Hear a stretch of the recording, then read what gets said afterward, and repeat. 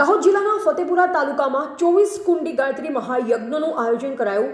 મોટી સંખ્યામાં ગાયત્રી પરિવારના સદસ્ય ઉપસ્થિત રહી યજ્ઞમાં આહુતિ અર્પણ કરી।